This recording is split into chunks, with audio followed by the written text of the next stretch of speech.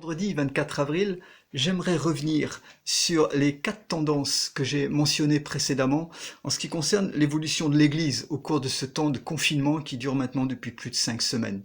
J'ai mentionné précédemment 3 de ces tendances et je les répète rapidement. Premièrement, un accent très fort sur les relations entre les croyants grâce aux moyens technologiques actuels alors que nous sommes privés de relations en vis-à-vis. C'est l'accomplissement de cette parole les uns les autres que nous retrouvons dans le Nouveau Testament à maintes et maintes reprises. Deuxième tendance, les chrétiens prient davantage et ils sont plus nombreux à participer au temps de prière en ligne. Donc c'est une tendance actuelle qui est très forte. La troisième étant, ce temps de repli et de retour à Dieu nous permet d'approfondir notre notion de qui est Dieu, de sa personne, et donc une relation qui se développe aussi avec lui. J'aimerais insister ce matin sur une 4e tendance majeure qui est en train d'émerger dans l'Église corps de Christ sur toute la terre, alors que cette crise du Covid-19 s'étend dans la durée. Privée de bâtiments, privée d'infrastructures et de tout ce qui est habituel, l'Église continue à vivre, c'est une bonne nouvelle. Elle s'exprime de façon de plus en plus décentralisée.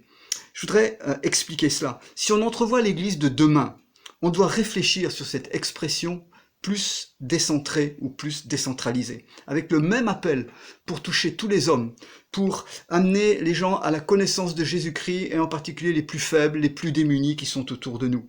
Et c'est un défi majeur pour nous, croyants, et aussi pour les responsables, parce que tout simplement, nous avons beaucoup fonctionné ces dernières années, ces dernières décennies, sur un mode assez centralisé autour d'un bâtiment, de programmes, autour d'activités de l'Assemblée, et puis aussi autour du ministère pastoral, que celui-ci soit exercé par une seule personne ou par plusieurs.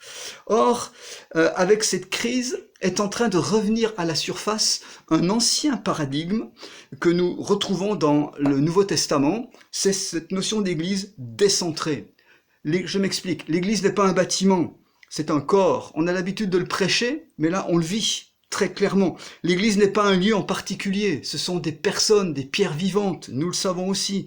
L'Église n'est pas une série d'événements, mais ce sont des gens qui au quotidien témoignent de leur foi en pratique et accomplissent la mission que Jésus leur a confiée dans toutes leurs circonstances. L'Église n'est pas une activité, c'est une identité. Nous savons toutes ces choses, on les a entendues, mais combien actuellement l'Église est en train de les vivre? Alors bien sûr, l'Église a besoin de lieux de rassemblement. C'est normal, c'est indispensable. Il a besoin de programmes, d'actions identifiées. Bien sûr que la fonction pastorale est nécessaire, je dirais même plus que jamais, comme d'ailleurs tous les autres services et tous les autres dons qui sont exprimés dans la parole de Dieu. Mais ce ne sont pas ces choses qui définissent l'Église et qui nous définissent. Je le disais précédemment, dans l'Église du Nouveau Testament, à Jérusalem, on voit que l'Église, à partir du moment où la persécution est arrivée, les croyants ont été dispersés en divers lieux. L'Église est devenue un réseau décentralisé. Et de petites parties de cette église de départ se sont multipliées dans tout le bassin méditerranéen en quelques années. Les disciples ont fait de nouveaux disciples qui sont devenus, pour certains, des responsables, pour d'autres, plus tard, des ministères, qui ont émergé au sein de ces communautés naissantes. Alors permettez-moi de citer un verset dans l'évangile de Marc, au chapitre 2, où Jésus dit « Personne ne met du vin nouveau dans de vieilles outres. Autrement, le vin fait rompre les outres, et le vin et les outres sont perdus. Mais il faut mettre le vin nouveau dans les outres neuves. » Je n'ai pas le temps d'aller très loin sur ce texte, que j'apprécie beaucoup, mais quand Jésus parle des outres, il fait allusion aux structures qui contiennent et qui accompagnent la vie. Et notez bien que le vin nouveau, c'est un mot en grec qui veut dire quelque chose de jeune, qui est né récemment, alors que quand Jésus parle dans le même verset des outres neuves, c'est un autre mot dans l'original qui veut dire quelque chose d'inédit, de nouveau, mais dans le sens que ça a pu exister, mais ça prend une autre forme qui était inconnue jusqu'ici, sans précédent.